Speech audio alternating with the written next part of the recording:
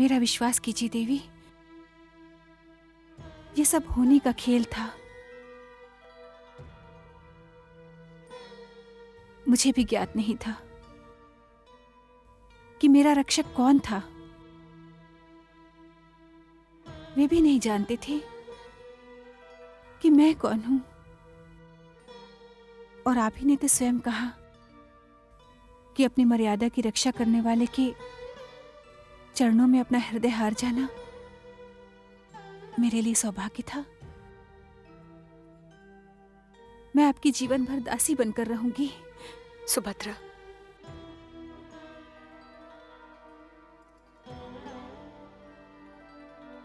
तुम सच कह रही हो। ये सब विधि का खेल है। विधि के हाथों। मैं आपकी जीवन भर दासी बनकर रहूंगी। नहीं सुभद्रा, तुम मेरे सखा की बहन हो। तुम मेरी दासी नहीं, मेरी बहन बन के रहोगी।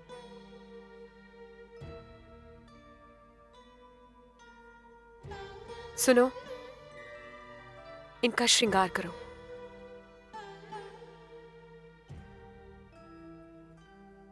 मैं अभी आई।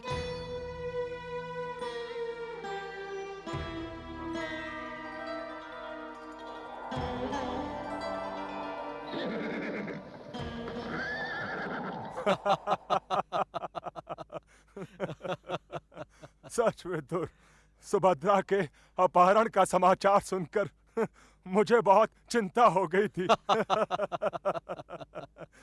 मुझे भय था कि कहीं इसके कारण हस्तिनापुर और यादवों के बीच युद्ध न छिड़ जाए।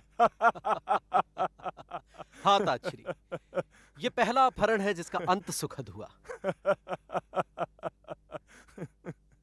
नहीं तो अपहरण केवल दुखद घटनाओं को जन्म देता है।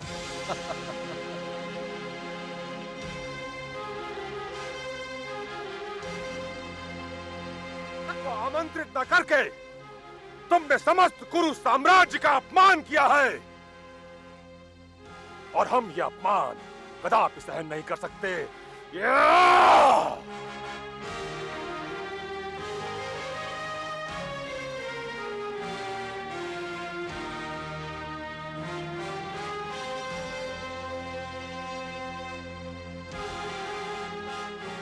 क्या हुआ ताच्छरी? हाँ? नहीं नहीं, कुछ नहीं।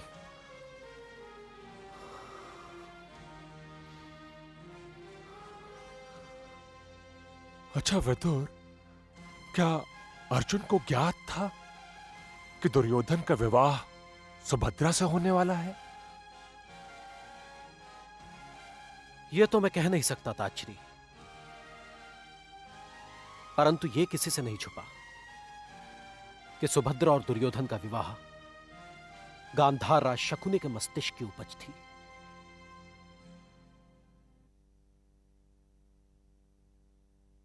यह विवाह प्रस्ताव नहीं था, यह तो यदुवंश में फूट डालने का षड्यंत्र था। अच्छा हुआ कि यह योजना विफल हो गई। ये तुम क्या कह रही हो पुत्री? माताश्री, ये समय विस्मय का नहीं, स्वागत का है। मैं दासियों से स्वागत का थाल सजाने का आदेश दे आई हूं। पांचाली, तुम सदैव मुझे उलझन में डाल देती हो, और मेरा मन तुम्हारी महानता के समक्ष नतमस्तक हो जाता है। चलिए माताश्री, सुभद्रा हमारी राह देख रही होगी।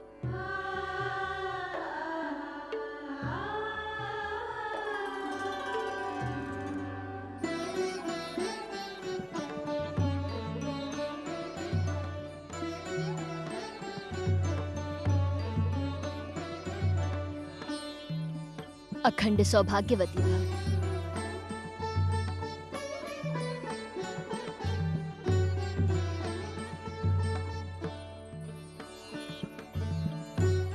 अर्जुन कहाँ है? आपका पुत्र यहाँ है माते।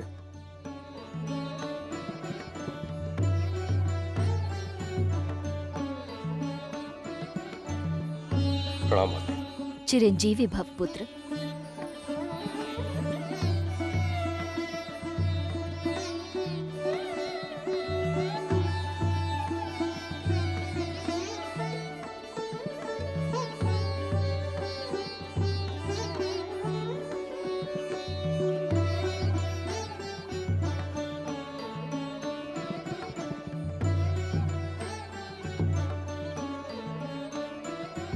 यदुवंश के कन्यारत्न ने पांडवों की मर्यादा को और भी बढ़ा दिया है।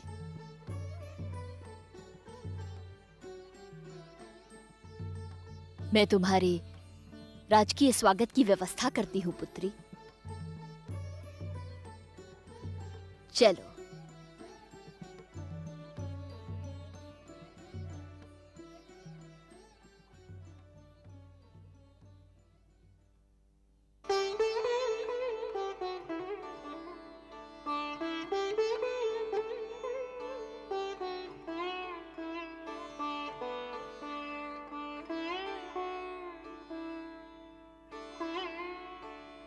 पांचाली, तुम्हारे प्रत्येक निर्णय की भांति मैंने सुभद्रा को भी स्वीकार कर लिया।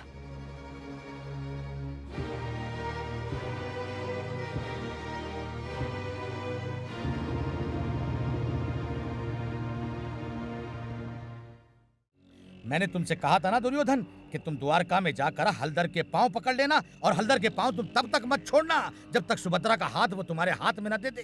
किंतु तुमने बलराम के पांव छोड़ दिए और सुभद्रा का हाथ भी तुम्हारे हाथ से छूट गया। बस बस मामा श्री बस। मुझे आपकी बात पर विश्वास नहीं हो रहा। ऐसा नहीं हो सकता, ऐसा नहीं हो सकता। ऐसा हो नहीं सकता भांजे, ऐसा हो चुका है। अब सुभद्रा पांडु पुत्र अर्जुन की अर्धांगिनी बन चुकी है। ऐसा मेरे गुप्तचरों ने मुझे बताया कि इंद्रप्रस्थ में नववधु सुभद्रा का स्वागत हो रहा है। असंभव, असंभव मामा श्री। स्वयं गुरुदेव बलराम ने मुझे वचन दिया था कि सुभद्रा का विवाह होगा तो केवल और केवल मुझसे होगा, युवराज दुर्योधन से। और तुम उन पर विश्वास करके यहाँ लौट आए भांजे। तुमने ये भी समझने की चेष्टा नहीं की कि ये वचन तुम्हें हलधर ने दिया था, सुभद्रा ने नहीं। मामा श्री, इससे क्या अंतर पड़ता है? अंतर पड़ता नहीं अंगराज, अपितु अंतर पड़ चुका है। दुर्योधन के द्वारका से निकलने के पश्चात उस कृष्ण को अपना नाटक खेलने का अवसर मिल गया होगा। जब उसे ये पता चला होगा कि बलराम दुर्योधन से वचनबद्ध हैं, तब उसके षड्यंत्रकारी मस्तिष्क ने अपना कार्य आरंभ कर दिया होगा।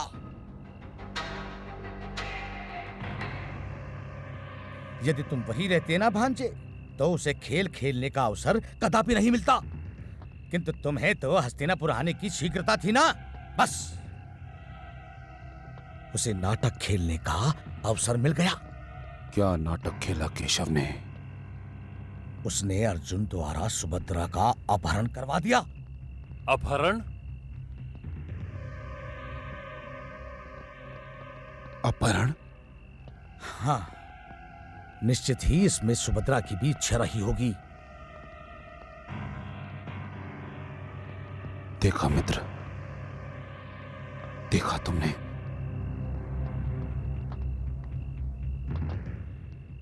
एक बार फिर उस कुंती पुत्र अर्जुन ने मेरे हृदय पर आघात किया है। मेरे स्वाभिमान को एक बार फिर कुचला है उसने, उस अर्जुन ने।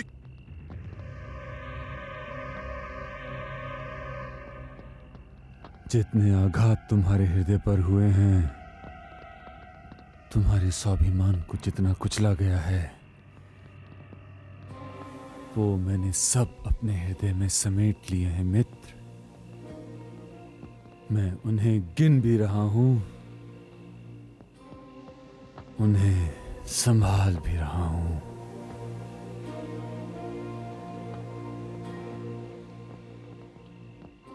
सुभद्रा विवाह का ये घाव भी मैं संभाल के रखूंगा।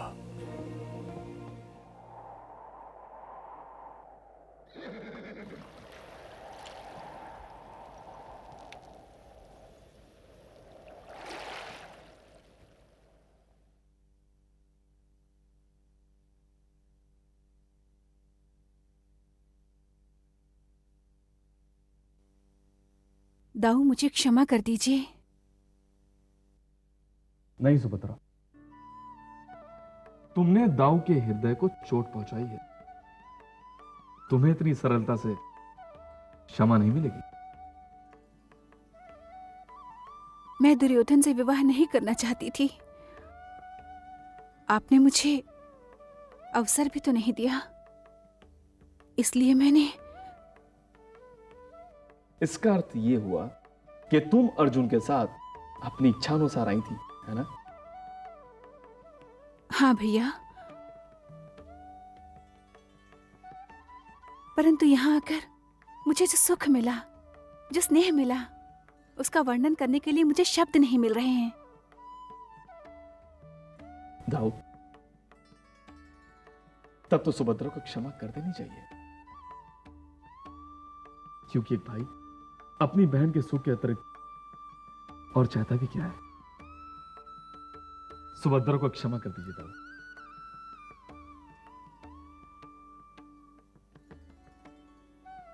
क्षमा तो मुझे सुभद्रा से मांगनी चाहिए। मैंने उसके विवाह के लिए उसकी ही इच्छा जानने की चेष्टा नहीं की। मैंने सोचा मैं जो करूंगा उसी में सुभद्रा का सुख है। कभी कभी बड़ों से भी भूल होती है। वे अपने छोटों को अवश्य कुछ देना चाहते हैं,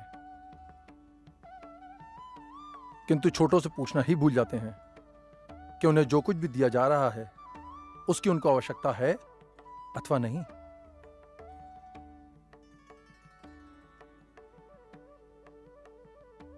सुभद्रा,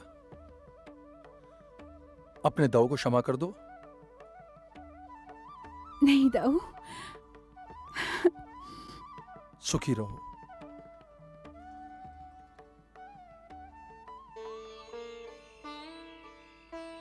स्वामी,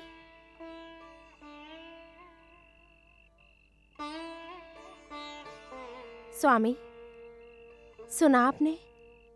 अर्जुन और सुभद्रा का शुभ विवाह संपन्न हो गया। इसे पूर्णतया शुभ तो नहीं कहा जा सकता। क्यों आर्य? यदि ये शुभ है गांधारी, तब तो हमें यह मानना होगा कि अपहरण अपने आप में ना कोई अपराध है और ना अनुचित कार्य। हमारा इतिहास तो ऐसी घटनाओं से भरा हुआ है स्वामी। होगा, परंतु हमें समझ में नहीं आता गांधारी की अर्जुन को हमारे पुत्र दुर्योधन से क्या बैर है। उसे ज्ञात था कि हमारा पुत्र दुर्योधन सुभद्रा से विवाह का इच्छुक है। उसे ज्ञात था गांधारी, फिर भी उसने उसका अपहरण करके विवाह की ठान ली। आपको क्या लगता है स्वामी, बलराम और केशव की सहमति के बिना ये सब संभव हो पाता? हम समझे नहीं देवी। यदि अर्जुन ने सुभद्रा का अपहरण किया था तो इसमें केवल सुभद्रा की नहीं, केशव की भी सहमति अवश्य होगी। चाहे जो भी हो स्वामी, मेरे लिए तो ये समाचार अति प्रसन्नता का है। इससे हमारे हस्तिनापुर की शक्ति और अधिक बढ़ गई। यदुवंशी पहले हमारे मित्र थे, अब तो संबंधी भी हो गए। ईश्वर करे ऐसा ही हो देवी, परंतु अभी तो लगता है कि इंद्रप्रस्थ की शक्ति बढ़ी है। सुना है स्वामी, कुंती पुत्रों ने बड़ी ही सुंदर नगरी बसाई है। जो भी वहां से आता है वही के गुणगान करता है। मेरा भी मन करता है कि इंद्रप्रस्थ जाऊं। गांधारी, तुम भी कभी कभी बड़ी भोली भाली बातें करती हो। क्यों आ रहे? हम इंद्रप्रस्थ चले भी जाएं तो क्या लाभ होगा? वो नगरी कितनी भी सुंदर क्यों न हो, ये ना तो हम देख पाएंगे ना तुम गांधारी। देख नहीं पाएंगे तो क्या हुआ स्वामी, हम किसी सुंदर स्थान पर हैं। ये विचार अपने आप में कितना सुंदर है। और मेरी कुंती, यदि वो खांडव में भी है तो मेरे लिए वो स्थान राजमहल से कम नहीं। हम वहां अवश्य जाएंगे। अवश्य, परंतु अभी तक हमें कोई न्योता नहीं मिला। दाऊ इतनी शीघ्र स्वीकृति दे देंगे, मुझे तो विश्वास ही नहीं था। बहन के स्नेह ने उन्हें विवश जो कर दिया। नारायण नारायण नारायण नारायण नारायण नारायण। प्रणाम वासुदेव। प्रणाम देवर्षि। मेरे अहोभाग्य कि आपके दर्शन हो गए प्रभु। देवर्षि, आज इस ओर का मार्ग कैसे भूल गए आप? मेरा कार्य तो भ्रमण करते रहना है भगवान। इधर से होकर जा रहा था, इंद्रप्रस्थ को देखा। आहा हा, अति सुंदर, अति सुंदर। इस धरती पर इतनी सुंदर नगरी देखकर दृष्टि जमकर रह गई। सोचा युवराज युधिष्ठिर को बधाई देता चलूं। नारायण नारायण। देवर्षि, इंद्रप्रस्थ एक स्वतंत्र राज्य है और बड़े भैया यहां के नरेश हैं, और हम सब इन्हें महाराज युधिष्ठिर कह के पुकारते हैं। क्षमा करें वासुदेव, ज्येष्ठ पांडु पुत्र के मुख पर राजाओं जैसी आभा और सम्राटों जैसा पराक्रम तो झलकता है, परंतु महाराज बनने में अभी एक कसर शेष है।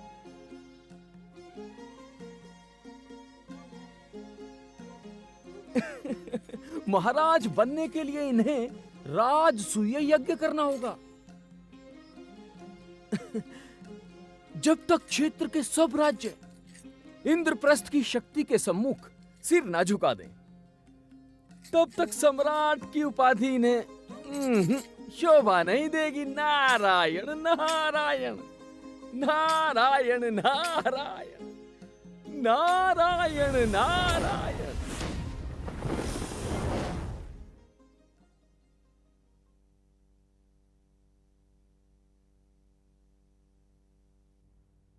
केशव, देवर्षि नारद सत्य कह रहे हैं। अब हमारे लिए राजसूय यज्ञ अनिवार्य हो गया है। हाँ, यह सत्य है कि राजसूय यज्ञ के बिना आर्यावर्त में इंद्रप्रस्थ की प्रतिष्ठा स्थापित नहीं होगी। और अब तो हमारे पास किसी वस्तु की कमी भी नहीं है, धन भी है और शक्ति भी।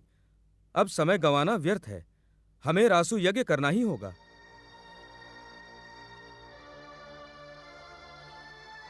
भैया, मैं भी देवर्षि की बात से सहमत हूं, किंतु इतनी बड़ी बात सुनने के बाद भी केशव चुप है, और उनका मौन इस बात का संकेत दे रहा है कि राजसूय यज्ञ के मार्ग में कोई बाधा अवश्य है। हाँ पार्थ, एक बाधा तो अवश्य है। कैसी बाधा केशव? मगध नरेश। मगध नरेश जरासंध? हाँ बड़े भैया, मगध नरेश जरासंध, वो भी राजसूय यज्ञ करना चाहता है, और जहां तक मैं जानता हूं वो अत्यंत शक्तिशाली है। तो क्या वो भ्राता भीम और भ्राता अर्जुन से भी अधिक शक्तिशाली है? मैं उसकी व्यक्तिगत शक्ति की बात नहीं कर रहा हूं, मैं उसकी सेना की शक्ति की बात कर रहा हूं। परंतु केशव, सेना तो हमारे पास भी है। अवश्य है, परंतु जरासंध के पास 86 राजाओं की सेना है, और उसकी सेना के समक्ष हमारी सेना एक छोटी सी टुकड़ी के समान लगेगी। इतनी विशाल सेना उसने कैसे एकत्र की? बड़े भैया, वो 86 राजाओं को विजित कर चुका है। अब उसे केवल 14 राजाओं को बंदी बनाना है, और यदि उसने ऐसा कर लिया तो उसे पराजित करना अत्यंत कठिन हो जाएगा। परंतु युद्ध से पहले किसी की भी शक्ति से भयभीत हो जाना तो पराजय स्वीकार कर लेना है केशव। भ्राता भीम, युद्ध से पहले किसी की शक्ति को कम समझ लेना भी पराजय को न्योता देना है। परंतु केशव, आप तो हमारे साथ हैं ना? मैं तो सदैव ही तुम सबके साथ हूं, परंतु यह समस्या मगध नरेश जरासंध की है, और यह समस्या अत्यंत जटिल है, क्योंकि जरासंध शिव का भक्त है और उसने शिव जी को प्रसन्न करने के लिए 100 राजाओं का सिर भेंट करने का प्रण किया है। वो नरबली करना चाहता है? हां, वो 100 राजाओं का सिर शिव को भेंट करना चाहता है, और मैं नरबली के विपक्ष हूं। केशव, अर्थात हम राजसूय यज्ञ के विचार को त्याग दें और जरासंध से युद्ध करने के विचार को भी? नहीं पार्थ, राजसूय यज्ञ तो होके रहेगा। परंतु जरासंध के पराजय के पूर्व यह कैसे संभव है केशव? सबसे युद्ध ना तो रण क्षेत्र में लड़े जाते हैं और ना ही रण क्षेत्र में जीते जाते हैं। बड़े भैया के राजसूय यज्ञ के लिए जरासंध को राह से हटाना होगा, और यह कार्य ना तो युद्ध से होगा और ना ही सेना से। यह कार्य केवल और केवल नीति से होगा। और बड़े भैया, इस कार्य के लिए मैं मंझले भैया भीमसेन और पार्थ को मगध नरेश लेके जाना चाहता हूं, और वो भी ब्राह्मणों के वेश में।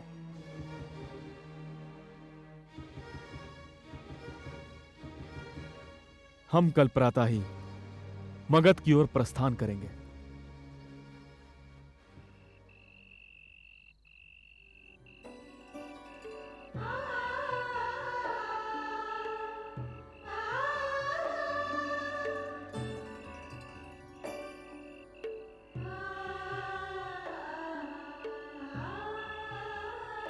पांचाली,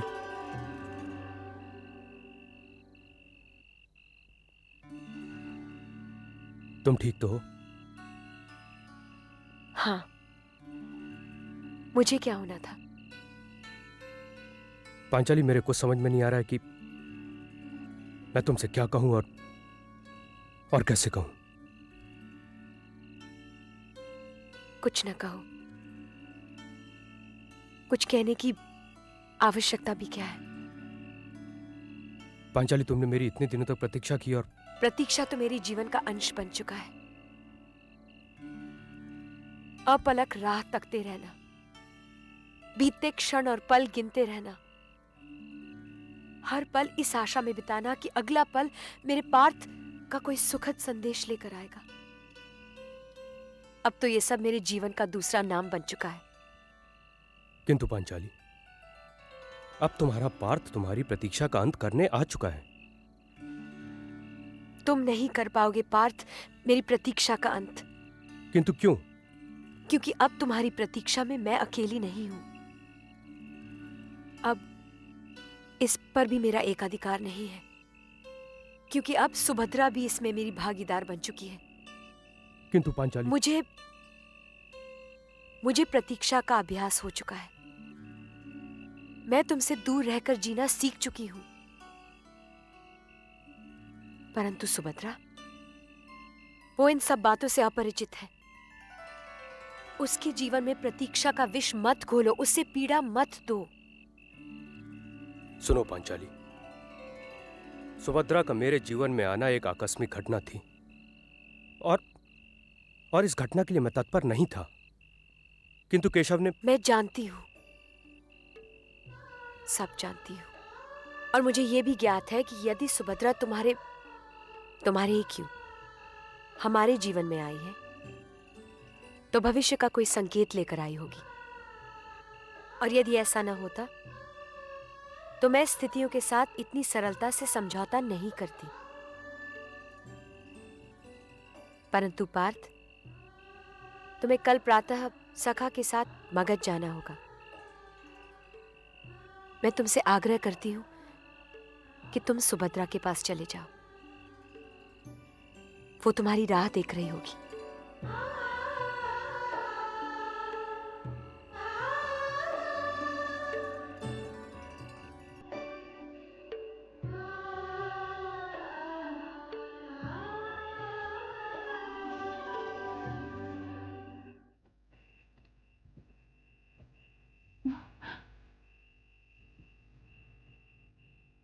आर्य आप?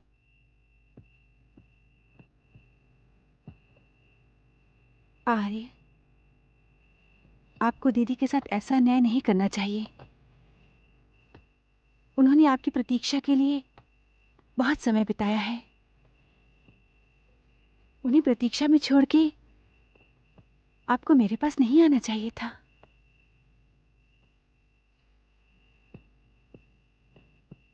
सुभद्रा, मुझे पांचाली ने ही तुम्हारे पास भेजा है। दीदी ने? ये तो उनकी महानता है, पर मैं स्वार्थी नहीं हूं आर्य। आपने मेरी रक्षा की, मेरी मर्यादा बचाई, मुझ पर बहुत बड़ा उपकार किया। परंतु दीदी ने मुझे स्वीकार किया, मुझे अपनी बहन बनाया। ये तो उपकार से भी बढ़कर है। उन्होंने मुझे नया जीवन दिया, और मैं इतनी स्वार्थी हो जाऊं कि आपको उस रात को भी रोक लूं जिसकी भोर में आप इंद्रप्रस्थ से मगध की ओर प्रस्थान करेंगे? नहीं आर्य, आपको दीदी के पास जाना ही होगा। मेरी आपसे भेंट आपके मगध से लौटने के पश्चात होगी। आर्य, मेरी आपसे विनती है, आप दीदी के पास चले जाइए।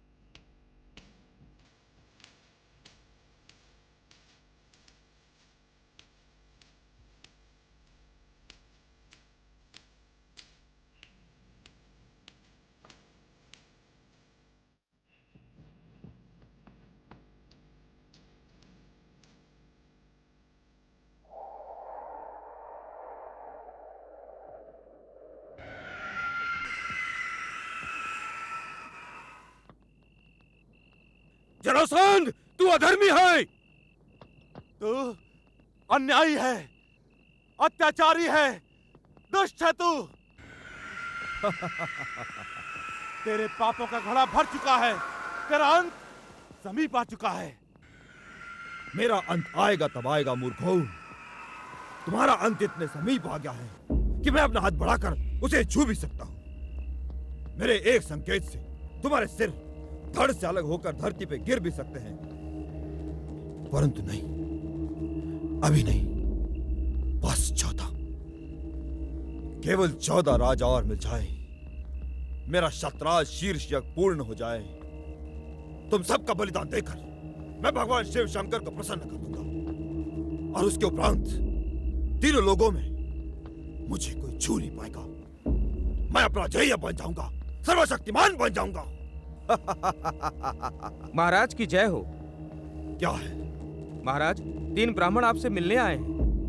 मिलने आए हैं? मुझसे मिलने आए हैं? जी। मुझसे क्यों मिलने आए हैं? आने का कारण वो आप ही को बताएंगे। अरे ब्राह्मण है, दान और भिक्षा मांगने आए होंगे। उन्हें जो चाहिए वो दे देना। उन्हें भिक्षा नहीं चाहिए महाराज, उन्हें दान भी नहीं चाहिए। वो तो केवल आपसे मिलना चाहते हैं। ठीक है, उन्हें राजसभा में उपस्थित किया जाए। जी महाराज। सावधान, मगध नरेश, महान योद्धा महाराज जरासंध पधार रहे हैं।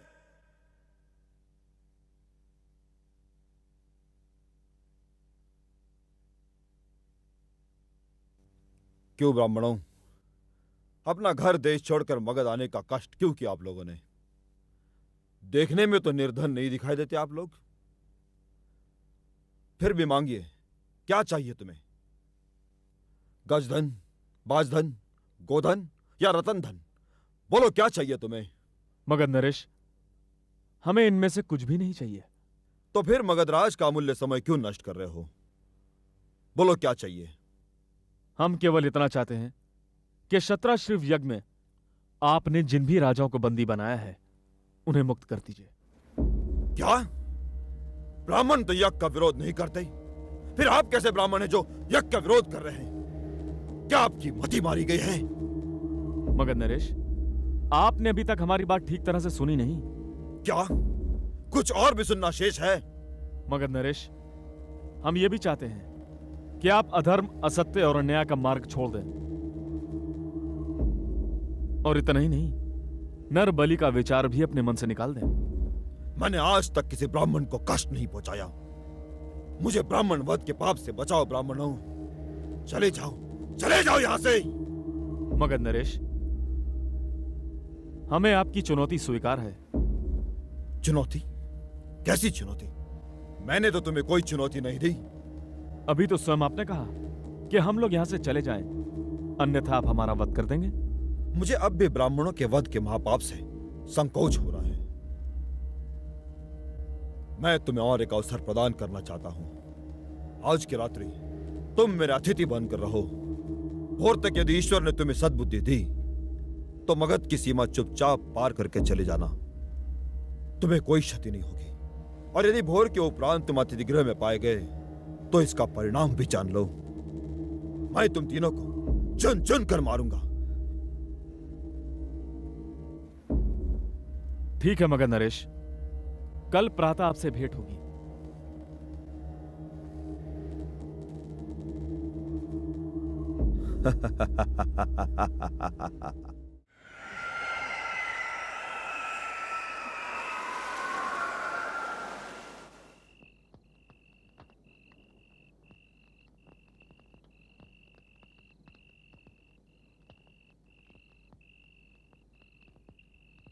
केशव, क्षमा करें किंतु मेरे समझ में आपकी ये लीला ना आई।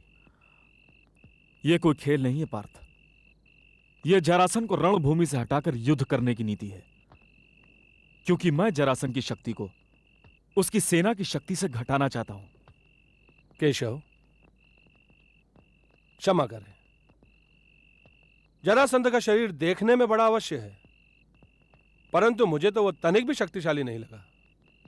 अब मुझे अपनी शक्ति पर घमंड नहीं है, अपितु विश्वास है। जरासंध मेरे सामने अधिक देर तक टिक नहीं सकता। मंजले भैया, ये आप इसलिए कह रहे हैं क्योंकि ना तो आप जरासंध को जानते हैं और ना ही उसकी शक्ति को। क्योंकि जो वो दिखता है वो है नहीं, और जो वो है वो दिखता नहीं। किंतु कौन है वो? वैसे तो वो संतान क्षत्रिय की है, किंतु उसके कर्म राक्षसों जैसे हैं। वो मेरे मामा कंस के चरित्र का प्रतिबिंब है। वो मेरे मामा कंस का ससुर है।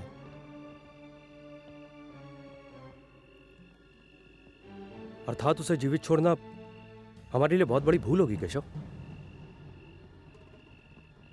हां पार्थ, जरासंध को जीवित छोड़ना नर बलि की भयानक प्रथा को नवजीवन देना होगा। इस धरती पर मानवता की रक्षा करना ही मेरा ध्येय है। इसीलिए मैंने अपने मामा कंस का अंत किया, और इसीलिए मैं चाहता हूं कि जरासंध का भी अंत हो जाए। मंजले भैया, इस अन्याय और अत्याचार के विरुद्ध मैंने केवल आपको अपने सहयोगी के रूप में चुना है,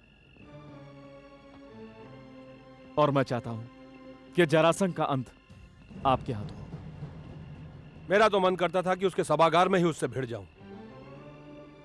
मुझे उसके सहायकों का भी कोई भय नहीं था। केशव, केशव, जरासंध मामा कंस का ससुर अवश्य है, किंतु उसमें ये कुसंस्कार आए कहां से?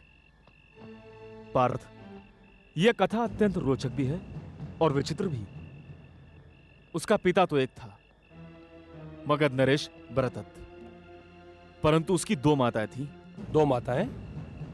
हां, राजा ब्रह्मदत्त ने काशी नरेश की 2 राजकुमारियों के साथ विवाह किया और उसने दोनों को वचन दिया कि वो उन दोनों में कोई अंतर नहीं करेगा, उन्हें सदैव एक समान समझेगा। कुछ दिनों तक तो सब कुछ ठीक चलता रहा, परंतु कुछ समय पश्चात जब राजा ब्रह्मदत्त को उन दोनों राजकुमारियों से संतान की प्राप्ति नहीं हुई तो वो बहुत दुखी हो गया। उसने दान दक्षिणा की, यज्ञ कराए, परंतु उसे सुफल नहीं मिली।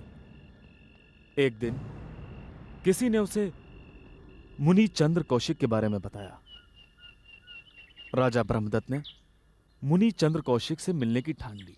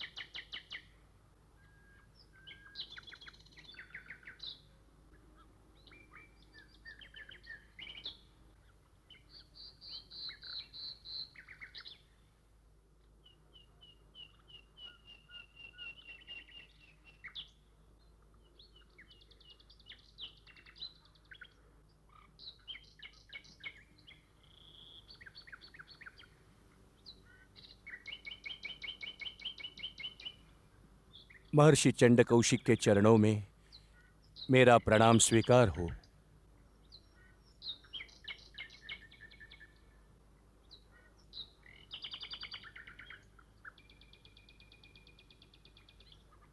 मगधराज वेदरथ, हाँ, मेरा उद्धार कीजिए, मेरा उद्धार कीजिए। क्या पीड़ा है तुम्हारी वत्स? हे मुनिश्रेष्ठ, वृद्धावस्था मेरी ओर दौड़ती चली आ रही है, पर अभी तक संतान से वंचित हूं। इतना बड़ा राज, इतना महान और शक्तिशाली सिंहासन उत्तराधिकारी के लिए तरस रहा है। मुझ पर कृपा कीजिए भगवंत, मुझे संतान प्राप्ति का आशीर्वाद दीजिए। जब तक मैं आपका आशीर्वाद प्राप्त नहीं करूंगा, आपके चरण नहीं छोड़ूंगा। मेरी झोली भर दीजिए भगवंत, मेरी झोली भर दीजिए। शांत हो जाओ वत्स, शांत हो जाओ। तुम यहां से रिक्त हाथ नहीं लौटोगे वत्स।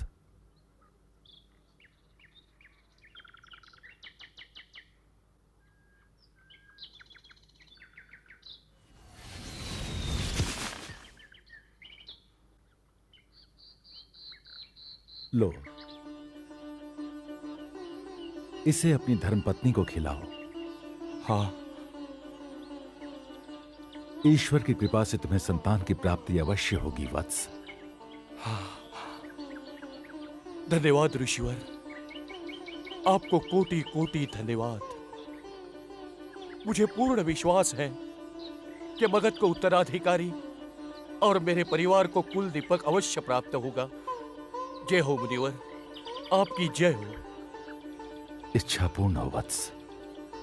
महारानी, महारानी।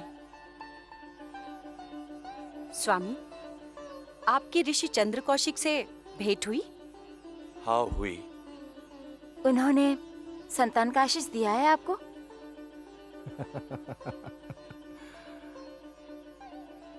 उन्होंने न केवल मुझे आशीर्वाद दिया है, किंतु उन्होंने आप दोनों के लिए भी कुछ दिया है। क्या दिया है स्वामी?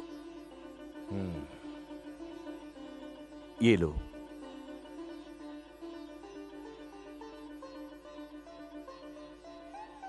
किंतु ये तो एक ही है स्वामी।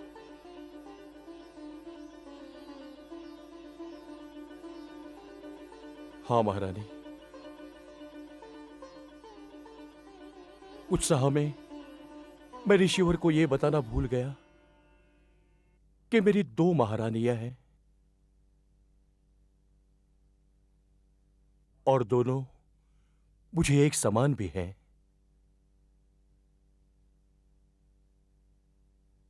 परंतु स्वामी, अब क्या होगा? क्या होगा महारानी? इतने महान ऋषि का दिया हुआ ये प्रसाद है, इसका छोटा सा अंश भी कोई खा ले तो उसकी मनोकामना पूरी हो जाएगी। हाँ, ये फल आधा आप ग्रहण करेगी और आधा आप दोनों इसे स्वीकार कीजिए।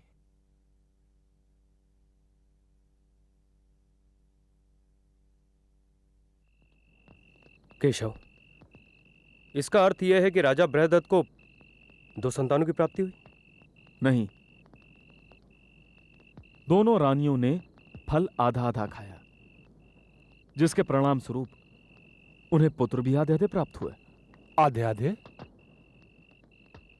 हां, सिर से पांव तक आधे आधे, जैसे लकड़ी के एक टुकड़े को आगे से चीरकर 2 भागों में विभाजित कर दिया गया हो। केशव, तो फिर दोनों वो जीवित कैसे रहे? जब इस विषय में राजा ब्रह्मदत्त और उसकी दोनों रानियों को पता चला तो उन लोगों ने अपना माथा पीट लिया। राजा ब्रह्मदत्त ने अपनी दासी से कहा कि वो उन दोनों को वन में छोड़ाए